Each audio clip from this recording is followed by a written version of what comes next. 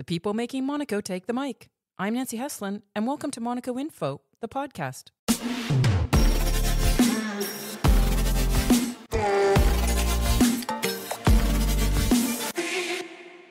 Our guest today says she's always been a lightning rod for unusual life experiences. She wrote for a campus newsletter with fellow student Stephen King, co-founded a newspaper, and was a spokesperson-turned-lobbyist for a nuclear power plant. All this before the American ever set foot in Monaco 35 years ago.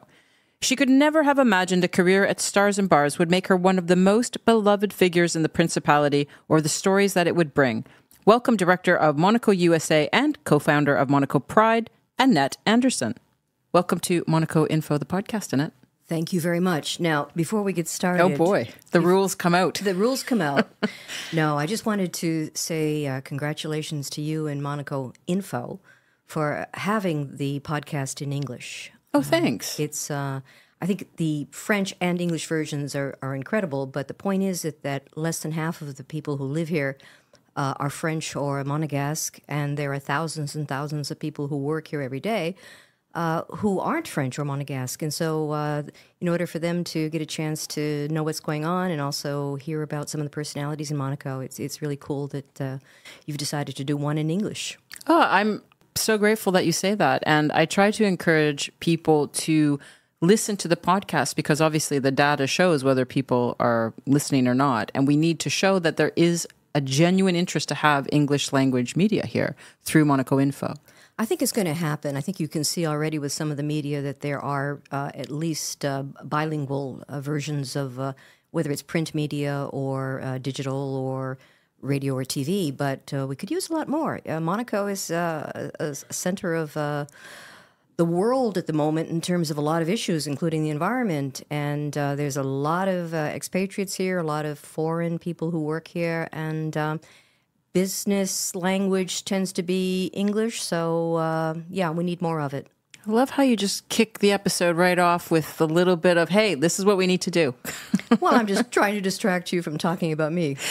Now we're going to get into it. I was looking at how to do your introduction, and there's so much about you. So many people know you, and it was hard to kind of fit everything in. And, you're a self-described army brat. Your dad was a war hero, POW. I have to ask you this. Was your dad a storyteller? Is that where you get it from? No, he was actually the opposite. My dad was a man of very few words. Really? Yes, very reserved, really not a storyteller. I think I heard him tell a joke 3 times in my life, but he was, it could have been a result of his experience in the war, because he never spoke of the war. Really? Never spoke about it. The only way I found out why he won medals and about his experiences was they made a movie, a John Wayne movie, that he was a part of. What? About his experiences. So in that way, I found out exactly what he had done during the war and why he was a war hero. What did you learn? Well, essentially, my father was a sailor from, I think, 17 years old. He was in the Philippines when the Japanese attacked Pearl Harbor.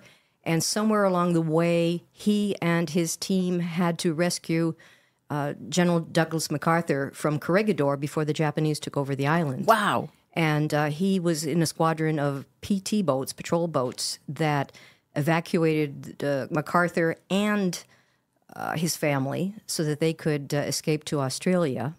Unfortunately, they left behind 90,000 other soldiers who were captured by the Japanese or died.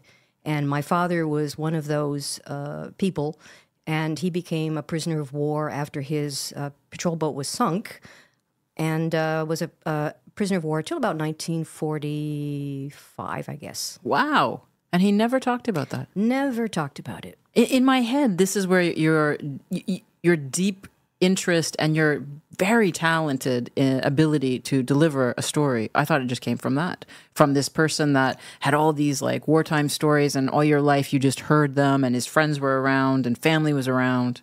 Not the case. Not really. In fact, most of my family is very quiet, reserved, people who don't necessarily talk a lot. But I think as a result of that, I was somebody who was often in my head and doing videos and adventures in my head, and did a lot of reading, loved movies, and just loved a good story. And the more and more I read and saw these films and heard these fairy tales, I just wanted to tell them myself. And as it turns out, I ended up living a life, not one that I actually sought after, where all kinds of unusual things would happen to me, and they would make for good stories.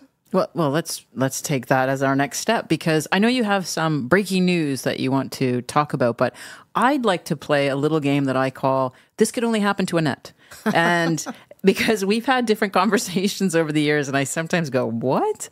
So you say that you are this lightning rod that attracts all kinds of, let's say, interesting or unusual activity in your life, and that kind of is fodder for stories. So I'm going to say a year, and you can tell the listeners a story about that year, something that happened in your life. Okay. You ready? Mm-hmm. Things that can only happen to Annette. 1970.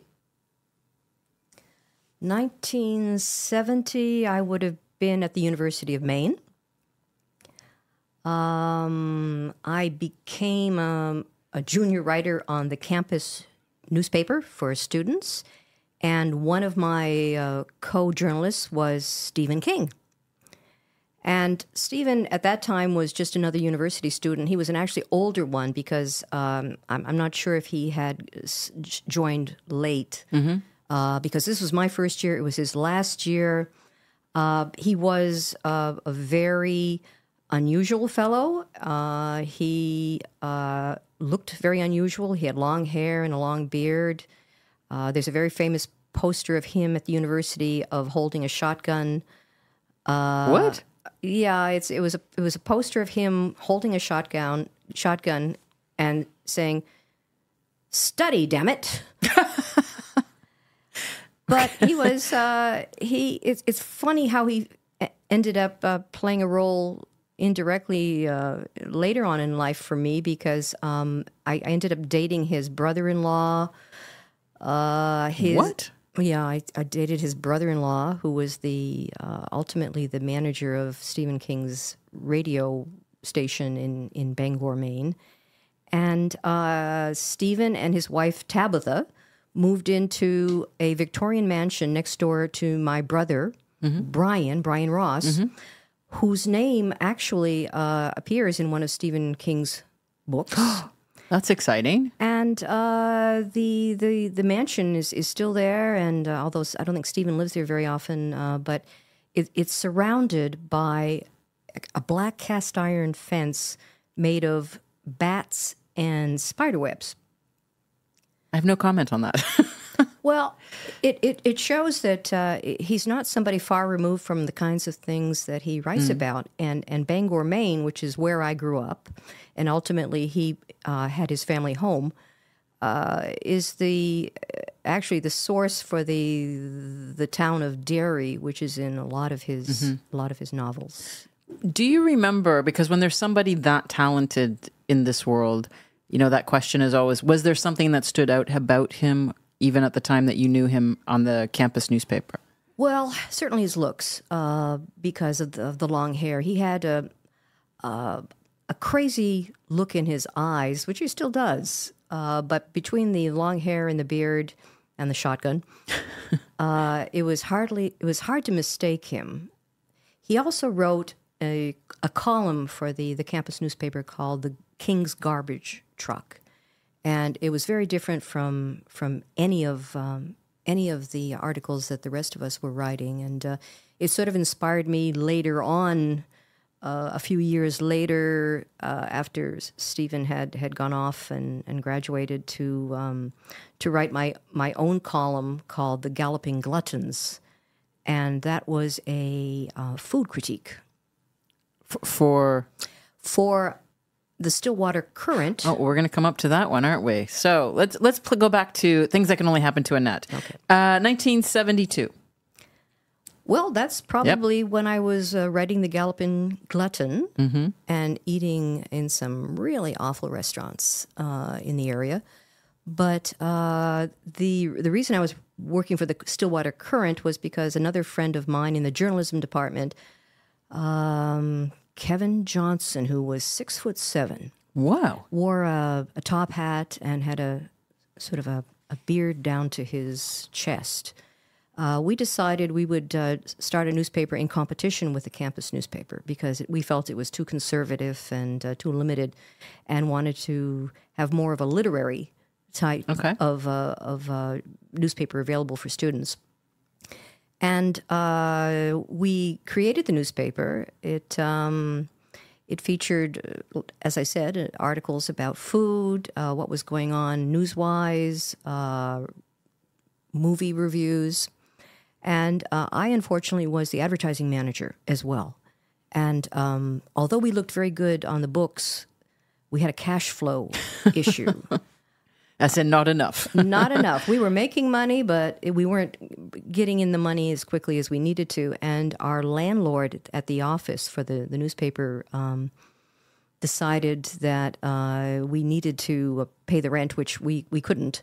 And so he locked us out from the newspaper. And unfortunately, I was chosen to try to recuperate all of the typewriters and files and file cabinets that we had left in the office. So one night at about 3 o'clock in the morning, I had to crawl out on a 4th-story ledge because I was the smallest of us, and enter the office through a window and then let everybody else in so that we could...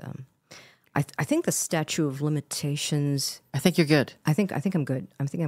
Yeah. We were trying to be discreet, but unfortunately, the only getaway car we had was a Carmen Ghia Volkswagen with a canoe on the top. Okay.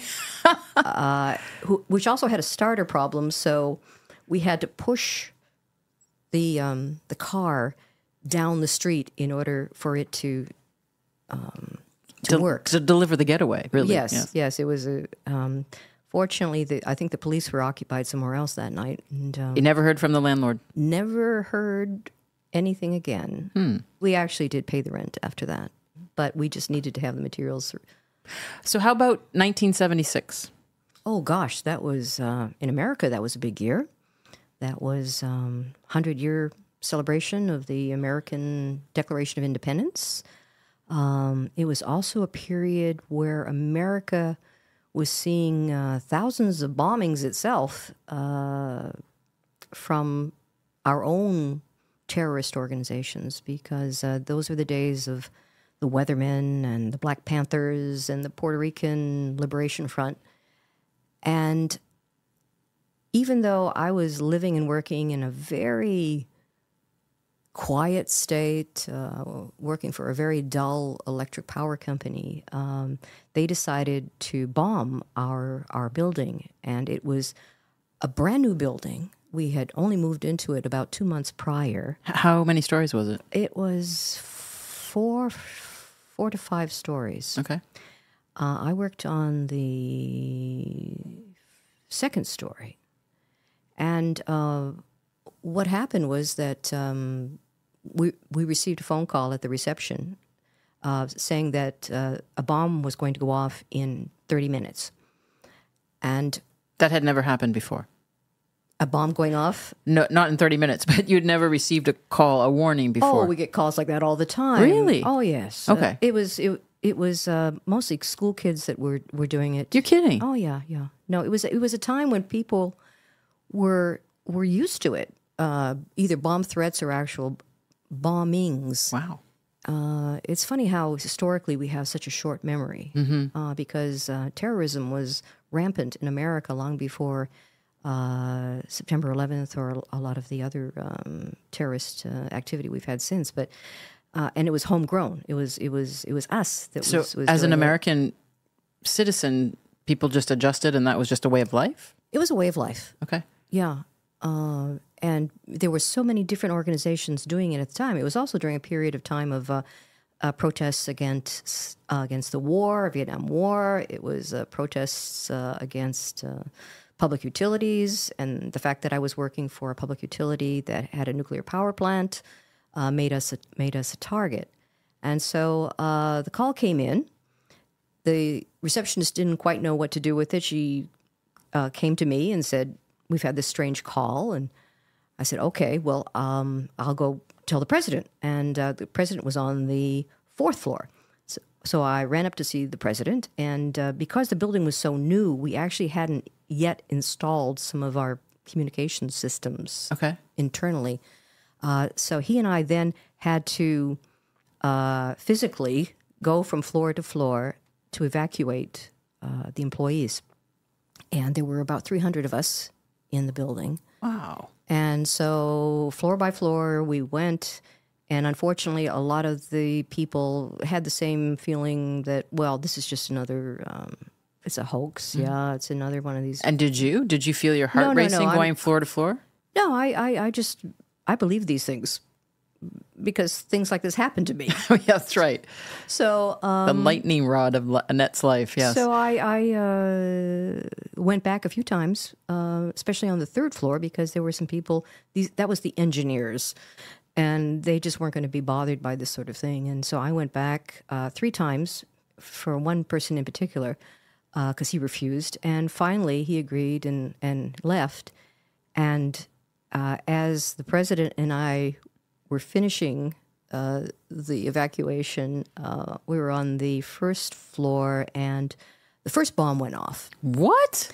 So the ceiling just fell down on top of us, and fortunately we were near the entrance, so we were able to get out to the entrance, and then the second bomb went off, and the building was entirely made of glass.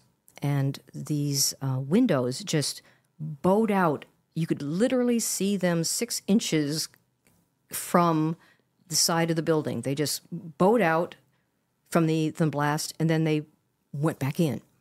And because we were at a level of the door, we could look up and see it from an angle that nobody else would have seen it. And it was exciting. It was something I hadn't experienced before, nothing I want to experience ever again.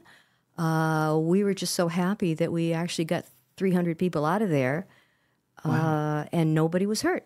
Nobody was hurt, and it's a miracle because we had 30 minutes, to get them all out. Wow. Now that's a story, Annette. How about 1989? 1989. That was a great year for me. No bombs? No bombs. No being locked out of your office? No, I dropped a few bombs, but let's see, 1989. Oh, yeah, that's actually the year I moved to Monaco. And I had planned on moving to Monaco and the French Riviera a couple of years before, but I got talked into doing a project for the then governor of Maine, Jacques McKernan, who wanted a commission on Maine's future. And this was supposed to be a look at the next 20 years and how Maine should proceed in order to do the best it could for its people.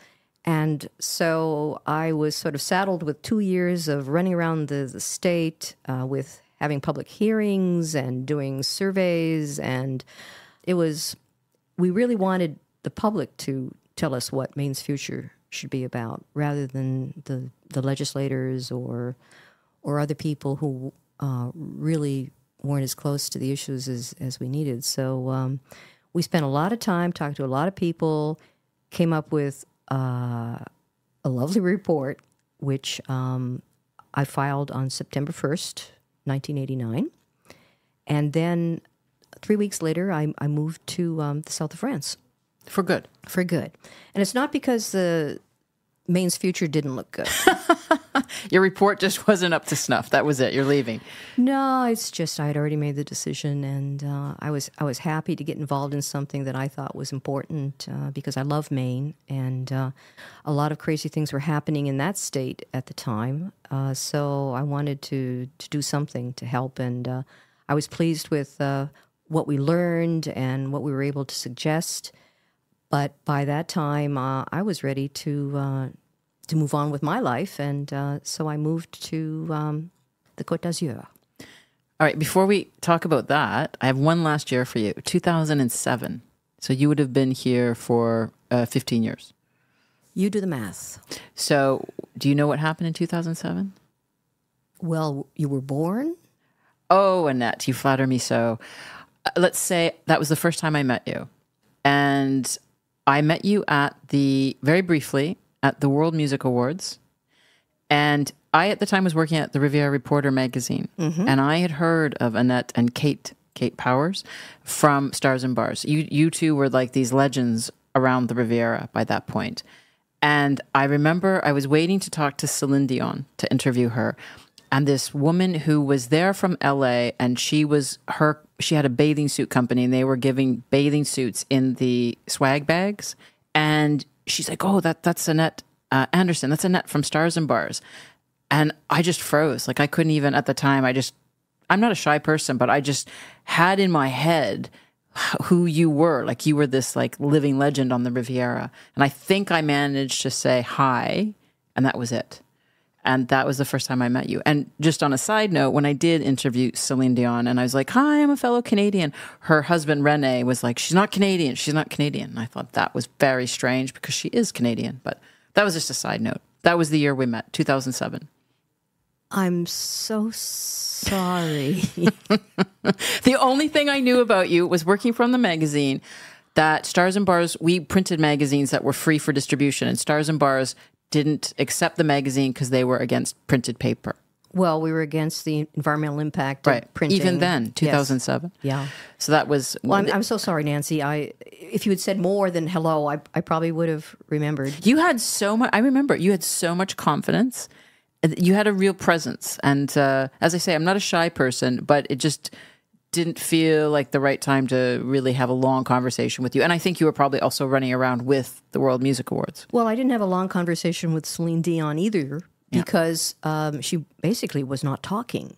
No, I know. She would not talk because she was resting her voice. And so we had her over at Stars and Bars for the whole evening one night, and she did not open her mouth the entire time. Really? No. I forced her to talk. And then finally her husband just kept talking for her. And I'm like, let her speak. But that's also another story. So you came here, by this point when I'd met you, you'd been here for years. You came to the Riviera with, as you say, a reservation and no suitcase. Literally. Right. That's my favorite word, by the way, literally. Literally. Okay. No, I came here... And by the way, you were a great guest on our little game here. Things that can only happen to Annette. You won that lightning round easily. Thank you. I just wanted to say that. I'll pick up my prize on the way out. No, I literally did book a ticket to Paris in September 1989, just after my brother's wedding. Another reason I was taking my time getting over here, and I didn't book a hotel room. So when I arrived, after about a 9-hour flight, I ran over to one of the train stations, got on a train, and ended up in Bruges, Belgium. Oh, wow. Because I wanted a little bit of time just to decompress, and I had been there before, and I loved it. It's a really very peaceful kind of little village. And after a week, got on another train and came down to the Côte d'Azur, pulled into Nice, looked out the front door of the train at about 6 o'clock in the morning and thought I had made a terrible mistake. But because why? Well, 35 years ago, the neighborhood of the train station in Nice was not the most attractive place. Still not. Well, it has improved immensely. Was it really that bad? It was bad. I checked into a hotel around the corner for €7 a night, and complete with cockroaches, and it was cockroaches free. Okay. Yeah, it was an experience, and but I knew that I had to give it a try, so I spent 2 weeks going up and down the coast on trains and buses. Fell in love with the area. Realized that there was so much more to see.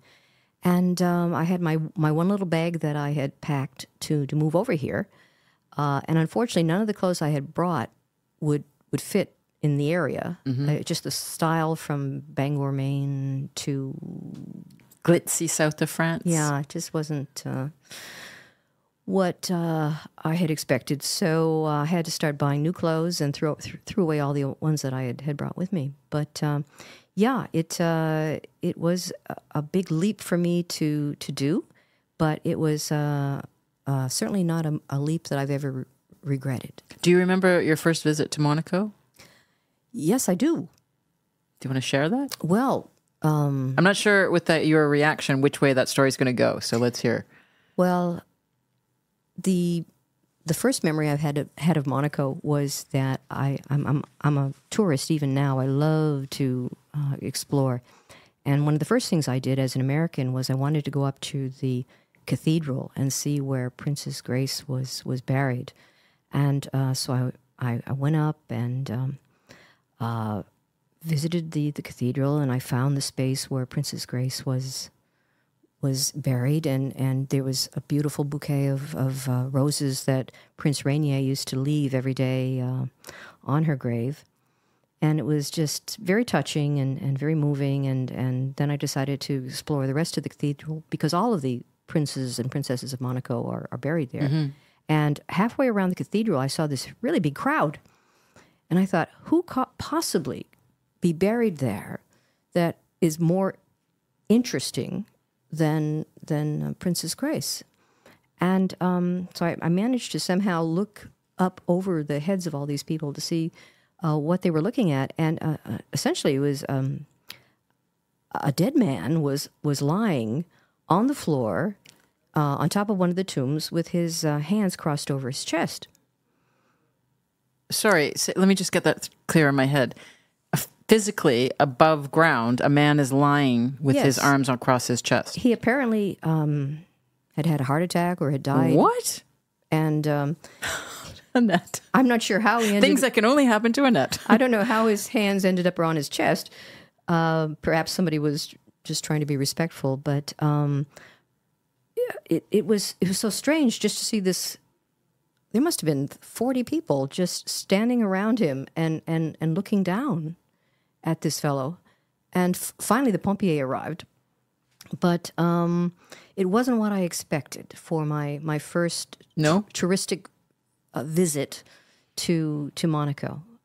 As an American, though, coming here and seeing where Princess Grace was laid to rest, what does that mean?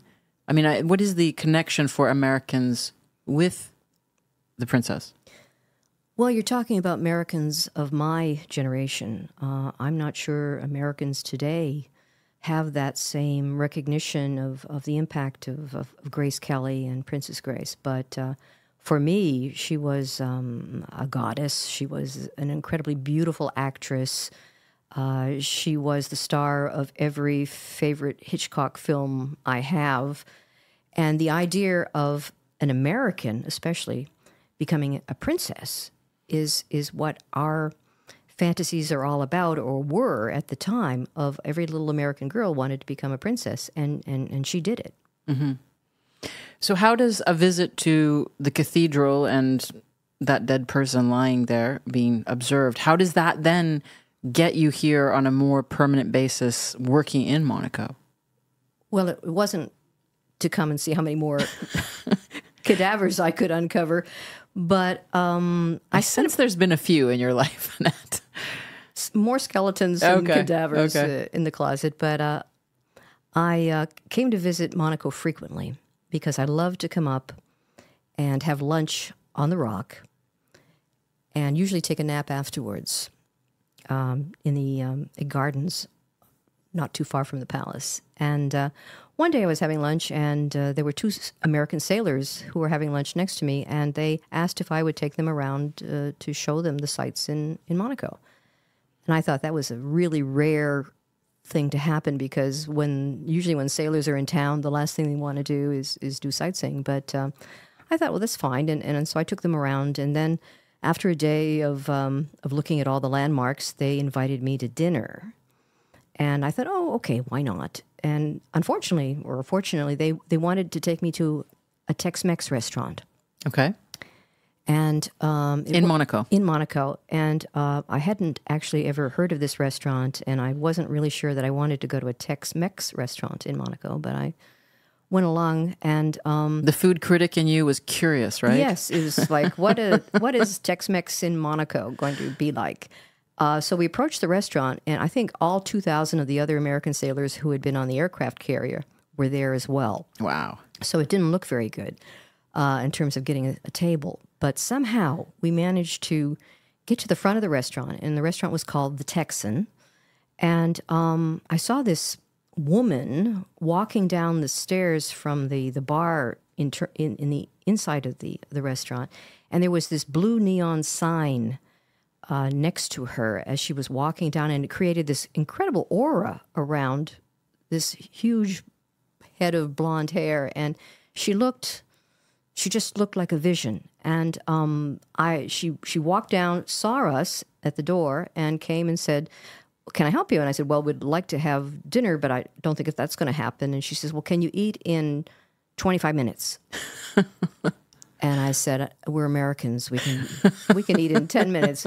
And so she let us come in, and she put us at what they called the family table, which is where she and her mother and her boyfriend used to hang out. And that was Kate Powers. And we ate in 25 minutes and left. And after that, I started coming back more and more to visit this restaurant, because Kate managed to adopt me and help me meet more people in Monaco, introduce me at the bar to a lot of people, and ultimately she hired me. She was genuine about wanting to help people, I would say. Well, I think genuine is the word that completely describes Kate. I've never met anyone so genuine in her desire to help, her desire to love, and it really shone all around her. I mean, that first halo impression that I had of her, that aura, it wasn't fake. It wasn't just the neon sign. She had that, and she managed to help hundreds, if not thousands, of people in so many different ways. And it wasn't just by being a nice hostess in the restaurant. She did many, many things on a personal level for people. She did so much for Monaco as a community in so many areas, and she is and was certainly one of a kind, and one of the true legends of Monaco.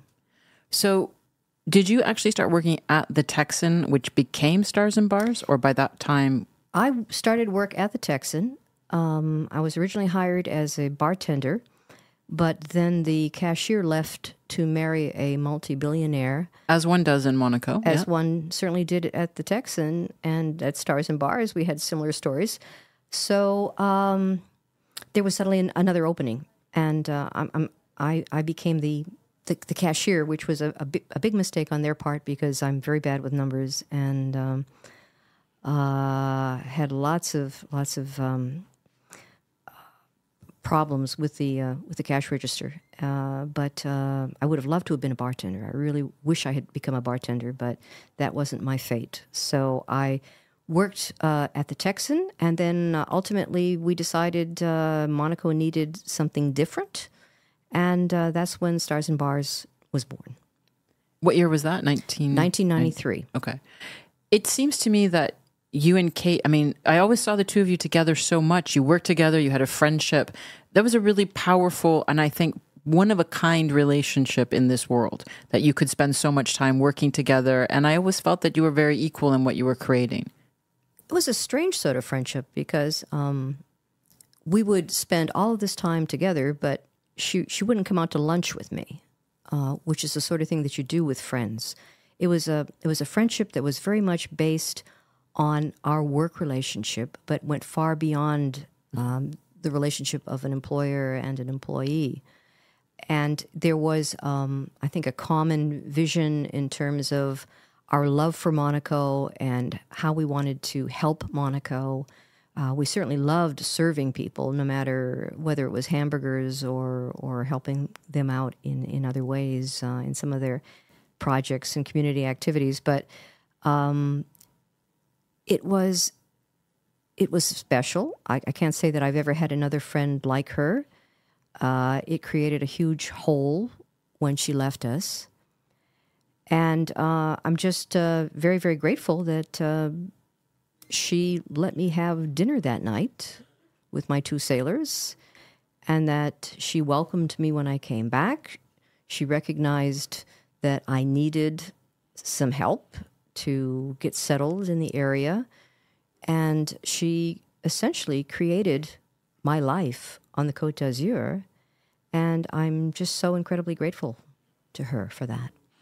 I'm sure you didn't imagine at the time that you would, 25 years later, be talking about this place that you started working as a restaurant. What did Stars and Bars mean, do you think, in your own words, to our community? Well, first of all, I want to just say that Stars and Bars was not just Kate and Annette. It was very much Kate and Didier. Yes. And Annette. And Kate was the heart and soul, and Didier was the brains, and I was the in-betweener. I was the communicator. And between us, what we wanted to create was something that hadn't existed at the time, which was a family-friendly restaurant. In Monaco. In Monaco. A place where parents could bring their children for a night out, and the kids would not be bored. And so we created lots of activities for kids. We created special parties for Halloween, and we even had a room where they could come and play with an animatrice while their parents had a more restful dinner. And so it started off as a family-friendly restaurant, which had never been seen before in Monaco. And then it just moved on to being more and more part of the community. And it involved not just families and children, but organizations that wanted to do more as well, whether it was people who wanted to make it a better planet, people who wanted to make people feel happier and healthier, just about anybody who wanted to do anything and needed help. And I think we became sort of synonymous with, well, if you need any help, go see Stars and Bars, because it's very true. They'll help you out. And I think that is the greatest legacy of Stars and Bars, not that it was a place that certainly saw a lot of celebrities, and not just a place that was fun and had great burgers and lots and lots of children running about and enjoying. It was a noisy place. It was a noisy place. But I think the most important legacy that we have is that we helped people, and that's the one that is the most important to me. Well, it's true when you mentioned that there was a lot of celebrities, there was a lot of people passing through there over, was it 20 years before? 30 years. 30 years. My math is not very good today. 30 years. So that would have provided you with a lot of stories that some you can't tell, some you can tell. And some of those stories, you have started a regular magazine column called From the Vault for an English language magazine here in Monaco. And some of the stories from Stars and Bars have made it into your column. For example, this amazing story about Prince, the singer. Can you give a brief version? Because what makes your stories unique and fun and compelling to read is you have a great style, but there's just so much detail. And I feel like it's a part of Monaco, or a piece of Monaco's history that only sits in your brain. There are so many stories about Monaco that are in my brain, but the one about Prince is such an interesting one because it is about a singer who probably is one of the most famous artists in the world, even today, even with the new generations of people. And we were contacted by his manager. It was quite sad because it was literally 2 days after Ayrton Senna had been killed. The F1 driver. And it was a very, very sad time. And several of the drivers had come to Stars and Bars about 2 nights afterwards, and just wanted to have a very quiet time upstairs, and did a little tribute for Senna. And Kate and Didier had been there probably till about 3 or 4 o'clock in the morning. And the next day, when they were trying to get some sleep, we were contacted by the manager of Prince, who was in town for the World Music Awards. And he had a new album, and he wanted to try out some new songs, and wanted to do a secret concert at Stars and Bars. Well, if you're Prince, there's nothing secret about you. And we had about 400 people show up. And what was your role in that concert? I was the door person. How did that go, Annette?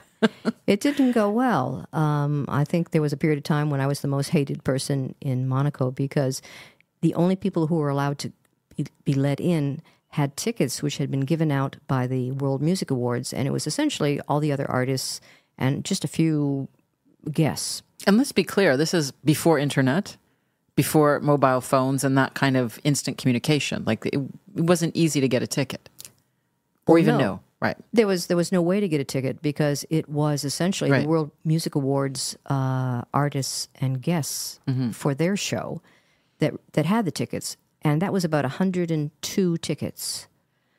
And I had to be the door person. And there literally was 400 people in front of the door. And I had to let in and say no to a lot of people.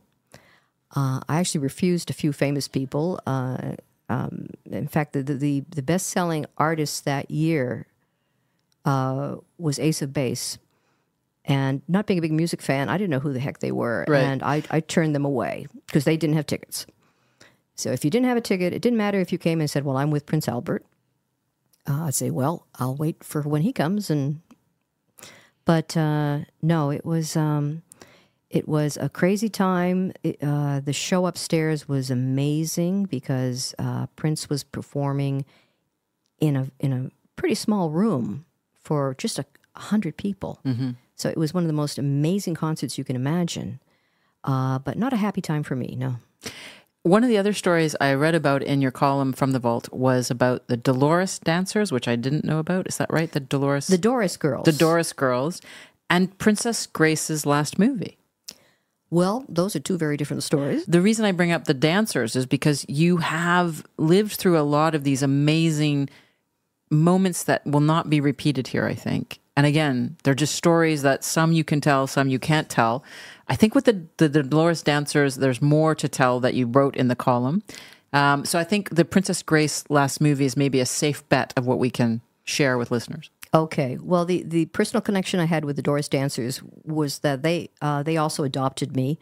Are you a good dancer? No, and I'm very vertically challenged in terms of these other amazing, beautiful, statuesque women. But for one reason or another, they were my clients at the Texan restaurant. They adopted me and made me part of their social circle. So I had a lot of the glamorous stories happen that I can't talk about. But there were lots of other stories to tell, because it was an amazing show and a very important time in Monaco in terms of entertainment. But I'd much rather talk about the last movie that Princess Grace made, because that's something that's not very well known. There is a myth that Princess Grace essentially retired from doing any kind of entertainment work after she became princess. That's not the case, because she did do recordings of poetry. She did do documentaries. She was very much involved in the 20th Century Fox board in America. So she did stay involved in the entertainment industry, but on a more discreet level than being an actress in a movie. On the other hand, she knew the medium, and when it came to promoting her very favorite project, which was the Garden Club in Monaco, which she established, and their annual bouquet competition, she decided that she was going to produce a feature film. And she recruited a well-known director. She recruited a well-known French novelist whose husband was an English movie star to write a script, to create a production. They filmed the story where she played herself, and they also recruited all of their friends to be in the movie. Her chauffeur was in the movie. All the members of the garden club were in the movie. Prince Rainier? Prince Rainier was in the movie. Really? He played one of the competitors in the bouquet competition, who he didn't win. That's sweet. But it was an opportunity to film something about something that she loved. And when it was all done, they actually did show it to a gala group of 500 people. Because you've seen this film. I have seen this film. I'm one of the few subsequently who have seen the film. And she was quite proud of it. And so she took it to America and actually talked one of the major broadcasting companies into showing it as a television movie. But they needed another 20 minutes because of their format, which would be like an hour movie with advertising included. So she had to come back and get the group together. Unfortunately, the month that they scheduled to rejoin the production and everybody do those extra 20 minutes, she was killed. And so the film went into a vault, and it's still there. There's only been a few opportunities for people to have seen it. I was one of the lucky ones, and it was such a touching film where she's playing herself, which is essentially the most regal, elegant, beautiful, kind woman. And it just really shone forward in that film. And it's a shame that people haven't had an opportunity to see it. But I'm hoping that in 2029, which will be her 100th birthday, that maybe somehow we can see that film again. How do you decide then what stories you want to write about for your magazine column? Because I mean, you have so much possible content. What inspires you to write? Well, I think it's important to have a subject that's going to be interesting to the readers. I think all your subjects are going to be interesting. And a subject that I won't be arrested for. Ah, well, there. Okay, we cut out 50%. Okay. Yeah. But I think generally any story, particularly about Monaco history, is interesting because Monaco has had such... Going even back 700 years, Monaco has had an incredible story they could do. In fact, I think they are going to be doing a television series about the Monaco princes and princesses. I'd love to do some more articles about the Monaco princesses because there have been some amazing ones who have amazing stories. But it's from the very beginning, Monaco has been a fairy tale. And it's been an adventure story, a pirate story, certainly a lot of Hollywood stories. And so there's no lack of stories to tell. It's just finding ones that I have a personal connection to. Okay. You consider yourself, even though you've left the United States as a resident, you consider yourself American? Yes, I'm an American. And you are the director of the Monaco-USA Association. Can you tell listeners a little bit about how you got involved and what does the association do? Because it has a lot of members that aren't American. Monaco-USA was was inspired by Princess Grace because she was an American. So the United States was her native country. She then became the princess of another country, and she wanted to make sure that the relationships between the two countries were always positive. And also, it brought a little bit of home to Monaco for her. And the association has been around for over 50 years. I took over about 12 to 15 years ago. And at that time, it was more of an association and club. And I felt at the time we wanted to open it up a bit more. And so we became more of a networking organization. And the idea was to become a cheerleader for Monaco and to see how we could promote people associations, anyone that was doing something positive about Monaco. Regardless of their nationality. Regardless of their nationality. But essentially, there's so much going on in Monaco that is so positive and so interesting and so generous and humanitarian that we wanted to spotlight these organizations. So once a month, we would have an event in which we would invite the Prince Albert Foundation or the Monte Carlo Television Festival or Peace and Sport or Fight AIDS, anybody that was doing something that was positive for Monaco. And we'd invite them to come, and we would showcase their efforts. And that's been going on for some time now.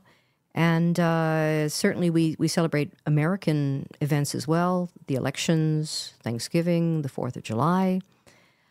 So it's a hybrid, but it's essentially based on the same concept of America and Monaco having a very special relationship that certainly comes from Princess Grace and Prince Rainier's marriage, which by the way, next year will be the 70th anniversary of that marriage, and for me that's an anniversary of that special relationship as well. So Monaco-USA is planning next year to have lots of activities and events that focus on that special relationship.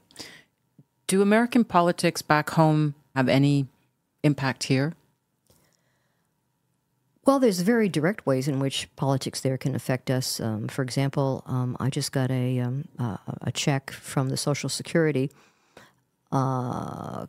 group in America because there was some sort of windfall decision made by the Congress. So those of us who have worked in America and who are part of the Social Security system over there, we're impacted by whatever decisions are being made in America. The other thing that's happening is that because we're Americans, people that we meet over here, they immediately want to know, are you pro-Trump or against Trump?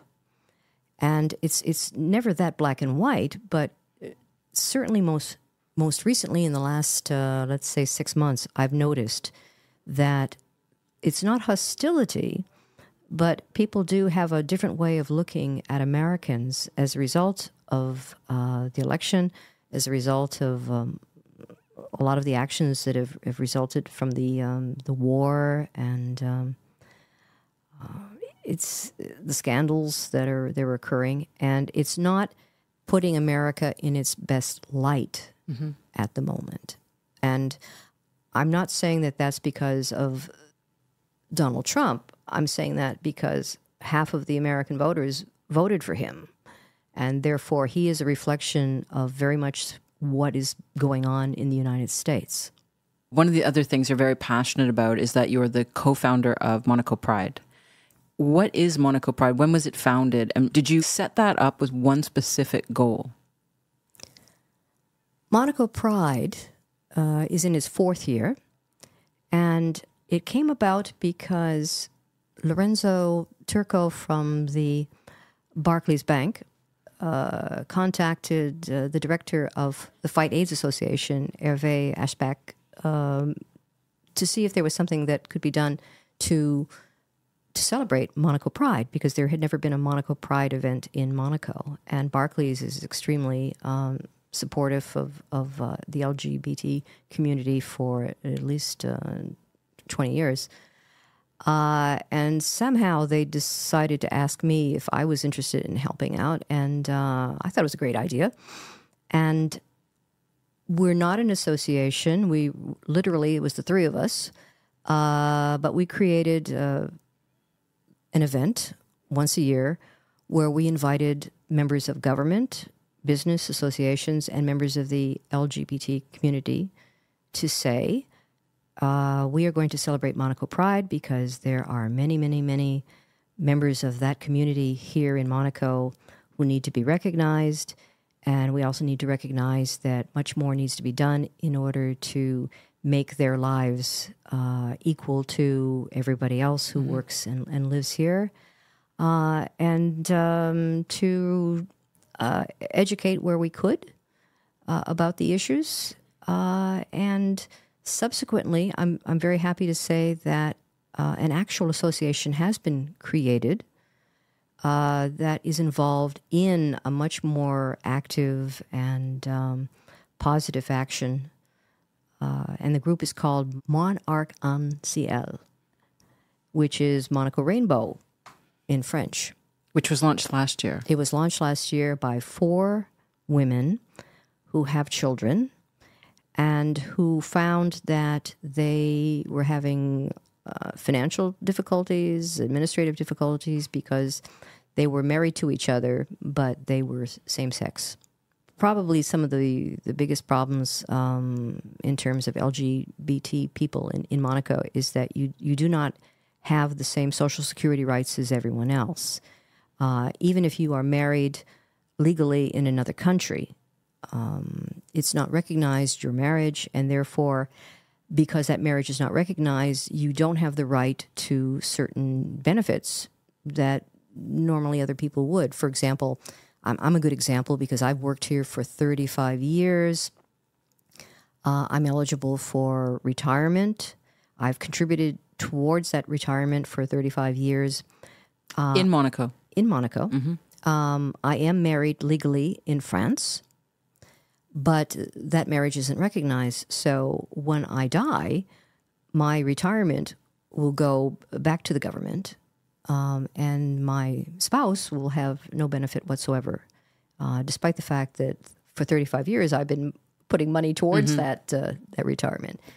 Do you see that there's potential or progress that's going to be made in that area? Have you seen progress already since the years that you've been a little bit more vocal about these issues? Well, I've been working on these issues probably for the last 7 years or so. I hadn't really focused on it before I became married, and then suddenly I realized that there was an impact because if you don't think about others, you don't necessarily worry about the impact on you until you see the impact on somebody else. And once I was married and I realized that, number one, my spouse wasn't eligible for Social Security coverage in terms of medical benefits, I started looking into what was available, what wasn't available, started making contact with the people in Monaco who can influence those decisions. And I have seen progress. Not enough. And I'm holding on for as long as I can here. Right. Because there's no way I'm going to die and my retirement goes back to Monaco. It's going to go to my wife. But it's going to take a bit of work. It was only just 2 weeks ago that our new prime minister left, saying that he couldn't fight the outdated system. And it really is. It's a question of an outdated system. Monaco isn't the least bit homophobic. People have been incredibly kind to me for 35 years. It's not an intention. It's just an inertia. It's laws and regulations and interpretations of laws that have been the same for hundreds of years. And it has not been a priority to change those laws. And they are changeable. One of the things that struck me last year when Monaco-USA launched, it was on Pride, Monaco Pride Day, and you had just given this speech that literally I'm using your favorite word, literally, the hair on my arms, everything was reacting, because you had a very powerful voice to say, this is what we need to do, this is how we move forward. It was just flawless. And then later in that same evening, you made a comment to me which really took me back, because you said the 4 women that created the Monaco-USA Association, you said, they're so brave. I couldn't be brave like that. And it really struck me, because I thought you've just stood in front of all this room full of people talking and motivating us and thinking we have power together, we have a voice together. Why would you have felt that way? Well, I felt that way because I've been involved with LGBT people in Monaco for years and years and years, and we've never managed to really come together and accomplish anything as a group. And so many people are afraid, for one reason or another, to be out. whether it's a fear for their job or a fear for their parents, the church. It's a fear, I think, also that's not justified. I don't believe that level of homophobia exists at all in Monaco, but people are afraid. And so very little action has been taken. And most of the action that has been taken to help our community is by people who don't fit any of those letters, LGBT. They're people who just know what's right. Members of the Conseil National, the Commissioner for the Protection of Rights. There's so many people in Monaco that want to make our rights equal, and they're not even going to benefit from it personally. And so when gay people don't come forward for whatever reason, it's sad and tragic. And when somebody does, that's why it's so incredibly brave. And these were 4 young women with children who are employees. Some are government employees. These are women who normally you would think would want to keep a low profile. But they realized that their children don't have the same protection as every other child in Monaco because there's no family allocation for same-sex couples in Monaco. So the children aren't protected. There's administrative foolishness like you have 2 mothers of a child and the creche or the school doesn't recognize one of the mothers because you can only have one mother. And so one of the other mothers can't go pick up the child at the creche. There's a lot of tragic and sad rules relating to adoption for same-sex, and then protection, and then what happens after a divorce. So it creates so much uncertainty for these people that these 4 women decided, well, we'd rather expose ourselves so that we can make a change for our kids and for our families. And so that's why I just found that so incredibly brave and so beyond all the blah blah that I've been doing for this amount of time, they're just very impressive people. They are very impressive people, and I will add, so are you, because you've done a lot for your community, for our community, and usually I ask a guest, why did you choose Monaco, other than the very obvious reasons that are above our tax bracket. But I think Monaco chose you, Annette. And I recently ran into an American who was visiting here for the first time, and she said to me, oh, Monaco is not at all what I thought it was. And I said, well, what's your impression of Monaco? And she's like, she's American. She said, oh, everybody back home just thinks it's just full of tax evaders. And I thought, really, still, like, there's just so much more.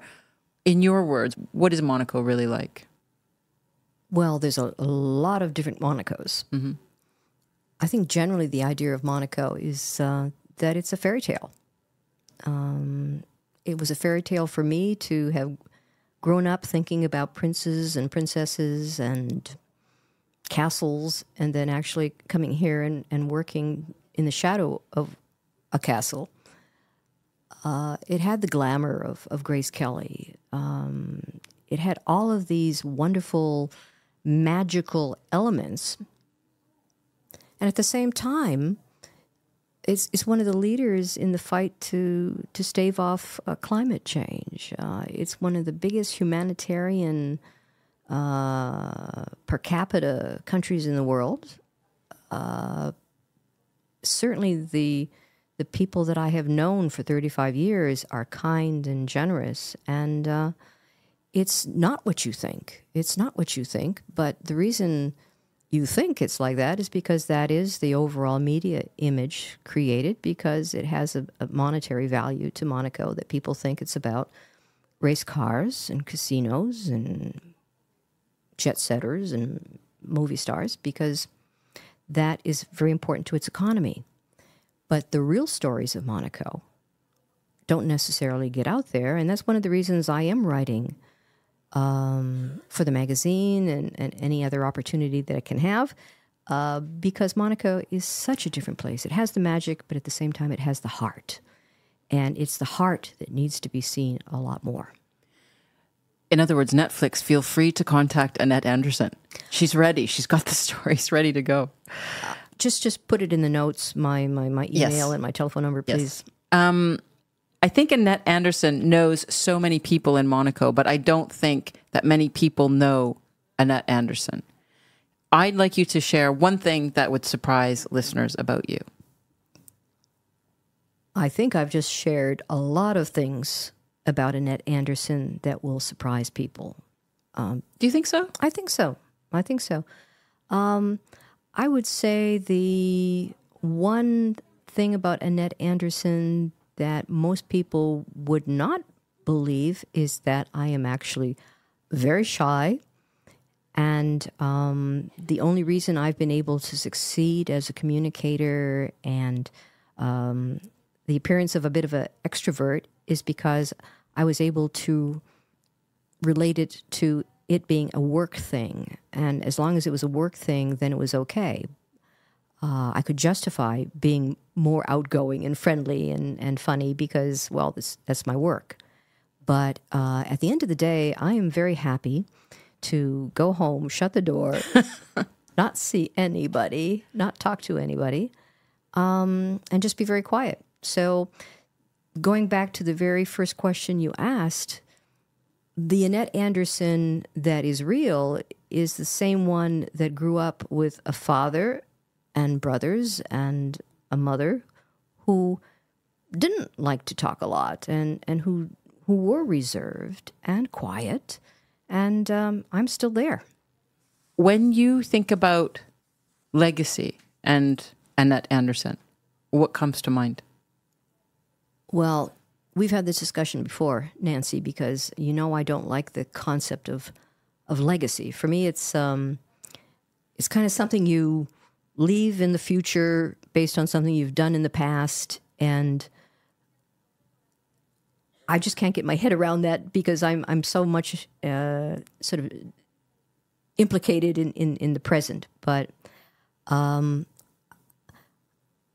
guess even though I'm at a very young age, I would say that I hope my legacy will be that when I do leave, that I left Monaco a better place to work and to live for everyone. And speaking of work, is there anything that you want to share as we sign off? Well, I think it's time for me to leave my 9-to-5 job and to get out there and start doing more projects that do impact Monaco in a positive way. And so, yes, I will be leaving Marius Monaco. It's time to go. It's time to go. It's time to go. And I want to do so many things. I want to write more. I'm working on a screenplay for a movie about Princess Grace, related to Princess Grace. I've got projects I want to do for Monaco, especially next year with the anniversary of the marriage between Rainier and Princess Grace. There are plenty of people in Monaco that have projects that I think I could be helpful with. And is this effective immediately, that you're no longer going to be at Marius? Yes. I'll be leaving Marius Monaco this summer. I don't know what to say to that. It's kind of, even if you just walk by the restaurant, it's been so long and so many years that you just kind of go, oh, I know Annette's there, not even the times that you drop by. So I wish you all the best. And I think I can only speak for myself, and I won't look you in the eyes so that I don't cry, but that to say thank you for, I think, just being there for the community and giving us that platform to share stories and to share our initiatives, because that's really what you've done. You're so great at that. And I really do hope you pursue your voice in whatever, if it's movies or writing, however that is, because you really are a storyteller. Thank you, Nancy. I'm sure there's a story out there involving you. And because there have been many wonderful experiences involving you in my time in Monaco, too. And I so apologize that I don't remember meeting you in the year 2007. That's all right. That's all right. I just want to say, honestly, Annette, thank you for coming on Monaco In for the podcast, and you will be missed.